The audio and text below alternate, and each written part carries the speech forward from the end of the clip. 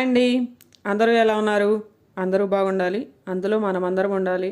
Welcome back to our channel Shweta's family. మనం ఈరోజు మాఘపురాణం 25వ అధ్యాయం కళింగ కిరాతుడు మిత్రుల కథ గురించి తెలుసుకుందాం. కృష్ణమద మహర్షి జహ్నుమునితో మరణ ఇట్లు పలికెను. ఓయి, మాఘమాస వ్రత మహిమ తెలుపు మరి ఒక కథను చెప్పేదను వినుము. ఎట్టి పాపాత్ముడైనను మాఘమాస వ్రతము ఆచరించి పాపము విముక్తుడగునని ఈ కథ తెలుపును వినుము. అతి ప్రాచీనమైన ఈ కథ శ్రీహరి కథ కథామహిమను తెలుపును. పూర్వమొక కళింగ కిరాతుడు కలడు. అతడా ప్రాంతమున సంపద కలవాడు, పరివారము కలవాడు. ఆయుధములను ధరించి పరివారంతో ఒకనాడు వేటాడుటకు అడవికి వెళ్ళెను. అనేక మృగములను వేటాడను. అతడు మృగములను వెతుకుచూ అడవిలో తిరుగుచుండగా ఒక విప్రుని చూచెను. ఆ బ్రాహ్మణుడు నర్మదా నదీ స్నానము చేయవలనని బయలుదేరెను. మార్గయాసముచే ఒక మర్రి చెట్టు నీడలో విశ్రమించి మరలా ప్రయాణము చేయదలిచెను. కిరాతుడు అతడిని చూచి వాని వద్దనున్న వస్త్రమును ధనము మున్నగు వాణ్ణి అపహరింపవలేనని తలచెను. తన వారితో వచ్చి ఈ బ్రాహ్మణుని వద్దనున్న అన్నిటినీ బలవంతంగా తీసుకొనెను. ఓయి, నీవు దాచిన ధనం ఇమ్ము, లేనిచో నేను చంపుదునని కిరాతుడు బ్రాహ్మణ్ణి బెదిరించెను. ఆ విప్రుడును, నేను దరిద్రుడను, నా వద్ద ధనమేమీ లేదని సమాధానమిచ్చెను. వాని మాటలకు కోపించిన కిరాతుడు ఆ బ్రాహ్మణ్ణి ఖడ్గముతో నరికెను. ఆ కిరాతుడు అచటి మార్గమున ప్రయాణించుచు వారిని చంపి వారి నగలను ధనమును దోచుకొని చుండెను. అతడు క్రమక్రమంగా అరణ్య మార్గమునే కాక పట్టణ మార్గమున ప్రయాణించు వారిని కూడా దోచుకొని చంపుచుండెను. వానికి ధనమును సంపాదింపవలెనని కోరిక విపరీతంగా పెరుగుచుండెను.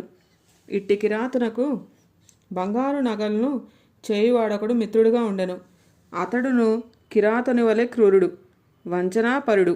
బంగారపు నగలను చేయుచు దానిలోని బంగారము హరించెడివాడు.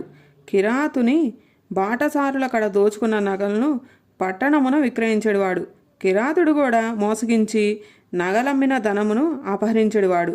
కిరాతుడును బాటసారుల నుండి దోచుకున్న నగలను అమ్మమని స్వర్ణకార మిత్రునికి ఇచ్చేవాడు. అతడును నగలను అమ్మి అందులో కొంత ధనమును తీసుకొని మిగిలిన ధనమును కిరాతునికి ఇచ్చేవాడు. వీరికి మరి ఒక శూద్రుడు మిత్రుడుగా ఉండెను. అతడు కామకుడు, పరస్త్రీ లాలసుడు, ధనవంతుడు, మోసగాడు అయి ఉండెను. వాని తల్లి అయినట్టిదే భర్త మరణించిన పిమ్మట ఆమె మరింత స్వేచ్ఛావర్తనురాలయ్యెను. ఈ విధంగా ఆ కుటుంబము, కుమారుడు, తల్లి ఇద్దరును కామకులు, స్వేచ్ఛావర్తనులుగా ఉండిరి. వాని తల్లి చీకటిలో కామాతురయ్యి తన విటుడు వచ్చు చోటికి పోయిను. చీకటిగా ఉన్న ఆ ఇంటికి ఆమె వద్దకు రావాల్సిన విటుడు రాలేదు. అతడు వచ్చునని ఆమె వానికై వేచి ఉండెను. అతడుకు ఆమె కుమారుడు వ్యభిచారిణి కామకురాలైన తనకిష్టురాలైన స్త్రీ కొరకు వచ్చును. చీకటిలోనున్న తల్లి తాను కోరిన ఆమె అనుకొనెను. వాని తల్లియు ఆ చీకటిలో వచ్చునని తాననుకున్న విటుడే అనుకున్నది. ఈ విధంగా తల్లియు కుమారుడు ఆ చీకటిలో ఒకరినొకరు ఎరుగక తనకు కావలసిన వారే అనుకొనిరి. ఫలితంగా వారిద్దరును ఆ చీకటిలో కలిసిరి. సమాగమమైన తరువాత వారిద్దరును ఒకరినొకరు గుర్తించిరి. వాని తల్లి విచారపడెను. కొంతకాలమునకు మరణించి నరకమును చేరి శిక్షలను అనుభవించుచుండెను. కుమారుడు మాత్రం నిర్భయంగా ఉండెను. పరస్త్రీ వ్యామోహముచే అతడు తన సంపదనంతయు పోగొట్టుకొనెను. నిర్ధనుడై కిరాతుని చేరి వానికి స్నేహితుడయ్యెను. కిరాతుడు బ్రాహ్మణుని ధనముకై చంపిన బ్రహ్మహంత సువర్ణకారుడు అమ్మి ఇచ్చిన నగల్లోని బంగారమును దొంగలించువాడు. ఈ శూద్రుడు తల్లితో వ్యభిచరించిన గురుతల్పగమనుడు. ఈ ముగ్గురికిని బ్రాహ్మణుడు మిత్రుడు ఒకడు కలడు. అతడును వారితో కలిసి వారితో పాటు పాపకార్యములను చేయుచుండెను. బ్రాహ్మణుడు అగుటచే వారికి పౌరహిత్యమును కూడా చేయుచుండెను. వీరి కలయికతో పంచమహాపాపమును ఒకచోట చేరినట్లయిను. బ్రహ్మగానిని చంపినవాడు, కళ్ళు తాగువాడు, క్రూరుడు, బంగారమును అపహరించినవాడు, గురుపత్నితో రమించినవాడు, వీరైదుగురును పంచమహాపాతకులు. బ్రాహ్మణుడు కిరాతుడు పంపగా గ్రామాంతరమునకు పోయెను. అతడు ఆ గ్రామమున స్తోత్రియుడైన బ్రాహ్మణుడు ఒకరిని చూచెను. ఆ బ్రాహ్మణుడి పేరు వీరవ్రతుడు. అతడు రుద్రాక్షమాలను ధరించెను. లేడి చర్మము దర్బలు చేతబట్టి ఎండెను. గోవిందనామములు పలుకుచూ తీర్థయాత్రలు చేయువాడు. కిరాతమిత్రుడైన బ్రాహ్మణుడు వానికి నమస్కరించెను. బ్రాహ్మణ్యమును కోల్పోయి దీనుడై ఉన్న వాడిని చూచి, నీకెవరు ఎక్కడికి పోవుచున్నారని అడిగెను. అతడును, నేను బ్రాహ్మణును, కిరాతుని వద్ద పనిచేయువాడని పలుకెను. అప్పుడు వీరవ్రతుడు ధ్యాన నిమగ్నుడై ఉండి కనులు తెరిచి ఇట్లనెను. ఓయి, నీవు చేసిన సమస్త పాపములు చెప్పెదను వినుము. నీ యజమాని బ్రహ్మహత్య మున్నగు పాపములు చేసినవాడు, హింసాపరుడు, బంగారమును దొంగలించువాడు, వానికి మిత్రుడు, వారికొక శూద్రుడు మిత్రుడు, గురువు పత్ని తల్పగమనము చేసినవాడు. ఇట్లు పంచమహాపాపములు చేసిన వారితో తిరిగి నీ బ్రహ్మతేజమును కోల్పోతివి. పాపాత్ములతో మాట్లాడినను, వారిని చూచినను, తాకినను వాడును వారి వలె పాపాత్ముడగును. అట్టి వారితో మాట్లాడక తప్పనిసరి అయినచో దర్భను చేతబట్టి మాట్లాడవలను. అట్లు చేసిన పాపమంటదు. నీ వట్టి పాపాత్ముల సాంగత్యముచే బ్రాహ్మణత్వమును పోగొట్టుకొని పాపివైతివి. ఇటు నీతో మాట్లాడరాదు. బ్రహ్మహత్య చేసినవాడు, మద్యపానము చేసినవాడు, గురుతల్ప గమనము చేసినవాడు, బంగారమును దొంగలించినవాడు, వీరితో స్నేహం చేసినవాడు, వీరైదుగురు పాపులే. ఇట్టి వారికెంత దూరంగా ఉన్నా అంత మంచిది అని వీరవ్రతుడు విశృంఖలునితో పలిగి మిన్నుకుండెను. విశృంఖలుడును వీరవ్రతుని మాటలను విని భయపడెను. జ్ఞాని, నన్ను దయతో రక్షింపుము. నాకు ఈ భయంకర పాపము నుండి విముక్తి ఎట్లు కలుగును? సర్వపాపహరణ క్షమమైన ప్రాయశ్చిత్తము తెలుపమని వీరవ్రతుని ప్రార్థించెను. వాని మాటలు విని దయాళువైన వీరవ్రతుడు మనువు మొదలైన వారు చెప్పిన ప్రకారము ప్రాయశ్చిత్తమును ఇట్లు చెప్పెదను. నిత్యము నీవు చేసిన పాపములను చెప్పుచు తీర్థయాత్రలను 12 సంవత్సరముల పాటు చేయము. ప్రతి ఇంటను బిచ్చమెత్తుకొని ఆ భిక్షాన్నమును తిరుచుండుము. ప్రతి మాఘమాసమున ప్రయాగ క్షేత్రమున ప్రాతకాలమున స్నానం చేసి మాధవుని దర్శింపుము. ప్రయాగ స్మరణమునే ముక్తి కలుగును. స్నానము చేసిన వచ్చు పుణ్యమును చెప్పజాలను. ఎంతటి పాపాత్ముడైనను మాఘమాసమున ప్రయాగలో స్నానము చేసినచో వాని పాపములు పోవును. కావున 12 సంవత్సరములు పూర్తిగా గాని సంవత్సరము పాటు గాని ప్రయాగ మాఘ స్నానమును ఆచరింపుము. ఆవు తినగా మిగిలిన బియ్యమును వండుకొని తినుము. ఈ ప్రకారము మాసము చేయుము అని అనెను. విశృంఖలుడును అట్లే అని అంగీకరించెను. తన మిత్రులైన కిరాతాలకు ప్రాయశ్చిత్తమును చెప్పమని కోరెను. వీరవ్రతుడు వాని మాటలకు సంతోషించి, నీకు చెప్పిన ప్రాయశ్చిత్తమే వారికి ఆచరింపదగినదని చెప్పెను. విశృంఖలుడును వీరవ్రతునకు నమస్కరించి, 12 సంవత్సరములు ప్రాయశ్చిత్తము చేసుకున్న తర్వాత నాకు ధర్మమును ఉపదేశింపగోరుదనే అడిగాను.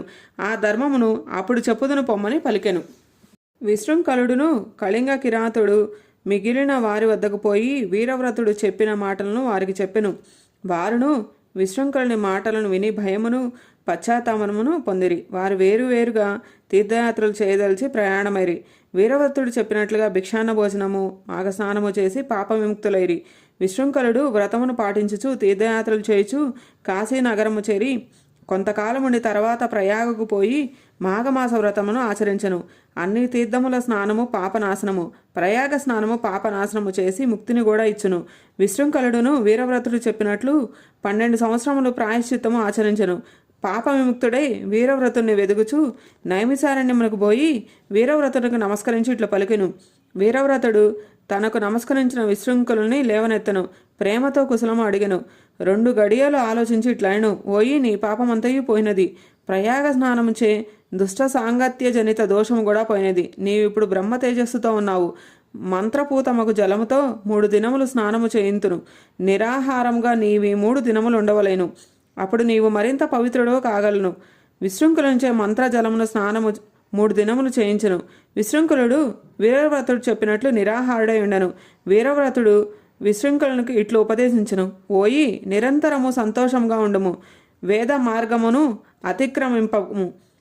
అతిక్రమింపకము. శాస్త్రమును అనుసరించి కార్యములు ఆచరించు. వివాహము చేసుకొని గృహస్థ ధర్మం ఆచరింపుము. ప్రాణహింసను ఆనుము. సనాతన ధర్మమును పాటింపుము. సజ్జనులను సేవింపుము. సంధ్యావందనము మున్నగు నిత్యకర్మమును మానకుము. ఇంద్రియ నిగ్రహమును కలిగి ఉండుము. హరుని పూజింపుము. ఇతరుల అపరాధమును చెప్పకుము. ఎవని అందును అసూయ పడకుము. ఇతరుల వృద్ధుని చూచి విచారపడకుము. పరస్త్రీలను తల్లివలె చూడుము. చదివిన వేదములను మరువకుము. అతిథులను అవమానింపకము. పితృదినమున శ్రాద్ధమును మానకము, చాడిలను చెప్పకము, ఇతిహాస పురాణములను వేదాంగములను పరిశీలించుచుండము, సిగ్గును విడిచి హరినామమును కీర్తింపుము, పెద్దలు చెప్పిన త్రిపుండ్రు ధారణము చేయము, రుద్రాక్షమాలను ధరించి రుద్ర సూక్తముతో శివుని అర్పింపుము, తులసీమాలను ధరించి తులసీ దళముతో లక్ష్మీనారాయణులను, బిల్వదళముతో శివుని అర్చించుము, హరిహలను అర్చించుము, హరిపాద తీర్థమును సేవింపుము, నివేదిత అన్నమును భుజింపుము, యతీశ్వరులను గౌరవింపుము, తల్లిదండ్రులను సేవింపుము, నియమముతో మంత్రానుష్ఠానము చేయము, కామ క్రోధాది శత్రువులను జయింపుము, మాఘస్నానమును మానకము, మనస్సు అదుపులో ఉంచుకొనుము, చిత్తశుద్ధితో వ్రతాధికము ఆచరింపుము అని వీరవ్రతుడు విశృంఖలునకు ధర్మ ప్రసక్తిని ఆచరణ విధానమును చెప్పెను. విశృంఖలుడు వీరవ్రతుని పాదములకు నమస్కరించును. గురువు అనుమతిని పొంది మరలా కాశీనగరమునకు పోయెను. గృహస్థాశ్రమమును స్వీకరించి వీరవ్రతుడు చెప్పిన ధర్మములు పాటించెను. మాఘస్నానమును ప్రతి సంవత్సరం చేయుచుండెను. అనేక భోగములను పుత్ర పౌత్రులను పొంది సుఖముగా ఉండెను. తర్వాత మరణించి ముక్తి పొందెను. 25వ అధ్యాయం సమాప్తం.